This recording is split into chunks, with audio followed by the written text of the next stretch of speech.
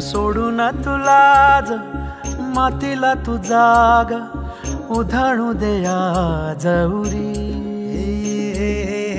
उजाडू दे आज साकड हे माग होऊ दे पहाट नवी.